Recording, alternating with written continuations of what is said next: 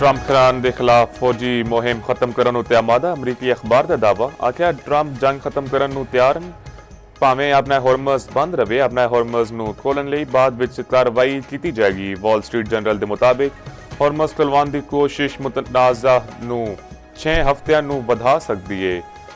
Trump ने फैसला किया कि अपना हॉर्मज लई सफारती दबाव पाना चाहिए है। हॉर्मज खुलवाउण लई यूरोपी ते खलीजी क़यादत उत्ते जोर दिता जाए।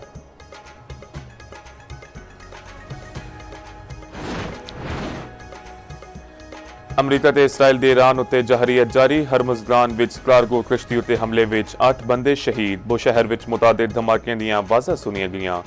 अरब मीडिया के मुताबिक इस्फहान तबरेज़ ते शहर रुजाव विच धमाकियां दियां इतलावां बंदर अब्बास एयरपोर्ट के नेड़े जोरदार धमाके सुने गए। ईरान के तबरेज़ शहर विच पेट्रोकेमिकल प्लांट उत्ते हमले अलबर्ज विच भी बिजली दी तनसीबात उत्ते हमले ईरानी पासदार इनकलाब ने नेवल चीफ अली रजा दी शहादत की तस्दीक कर दी।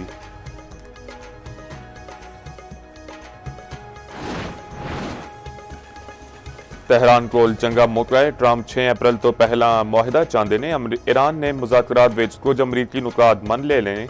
तर्जमान व्हाइट हाउस कैरोलिन लिविट दी न्यूज़ ब्रीफिंग ईरान जंग 4 तो 6 हफ्ते तई जारी रह सकती है। ईरान ने वादे ना पूरे किए तो नतायज संगीन होंगे। ट्रंप अरब मीडिया तो जंगी अखराजात विच मदद मंग सकते हैं। दूजे पासे अमरीकी सदर डोनाल्ड ट्रंप कहते हैं मुज़ाकरात ना किए तो ईरानी तनसीबां नूं तबाह कर देवांगे। ईरान नाल मुज़ाकरात विच वड्डी पेशरफ दा दावा मुआहदे का इम्कान जाहिर कर दिता। बोले अमरीका नवे ते पहलियां तो वध चंगी रजीम नाल गलबात कर रहा है। मुस्तफा खामनाई जिंदा ने उन्हां दी हालत खराब है। ईरान सऊदी अरब का एहतराम करता है उन्होंने बरादर मुल्क समझता है। अमरीकी फौजां का खिते तो निकलन का वेला आ गया है। ईरानी वजीर खारजा अब्बास अरागची कहते हैं देखो असीं उन्हां दी फिजाई कमान नाल की कीता। ईरानी कार्रवाइयां दुश्मन जारे कुवतां दे खिलाफ ने दुश्मन दे कमांडर एंड कंट्रोल सेंटर नूं तबाह कर दिता।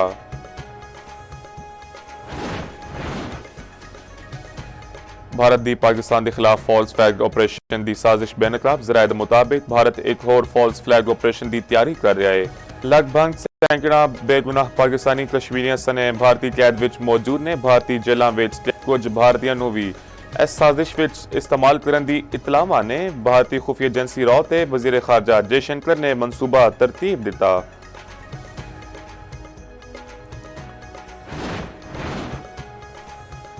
खिते विच अमन लई सफारती कोशिशां तेज नायब वज़ीर आज़म इसाक डार अज चीन का अहम दौरा करनगे। इसाक डार मोढे विच हेडलाइन फ्रैक्चर के बावजूद चीन जाणगे। वज़ीर आज़म शहबाज शरीफ ते सदर यूरोपी कौंसल का टेलीफोनिक रबता मशरक़ वस्ता की कशीदगी ईरान ते खलीजी सूरत हाल ते आलमी असरात उत्ते गलबात। सदर यूरोपी कौंसल ने आख्या वज़ीर आज़म शहबाज शरीफ नाल तामीरी गलबात हुई। 4 फरीकी वज़राए खारजा इजलास बारे भी दस्या गया।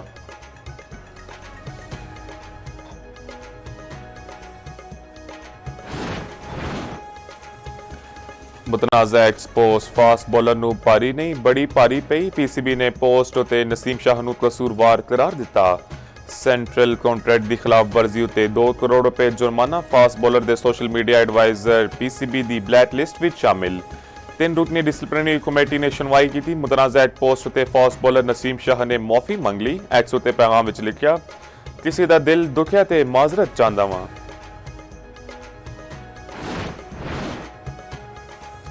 पंजाब के सारे तालीमी इदारे कल तो खुलणगे। तदरीसी अमल हफ्ते विच 5 दिन जारी रहेगा। वज़ीर तालीम राणा सिकंदर हयात ने दस दिता आख्या क्लासां फिजिकल होणगियां हाइब्रिड निज़ाम नहीं चलेगा। ऑनलाइन क्लासां वल नहीं जा रहे स्कूल आओ पढ़ाई करो।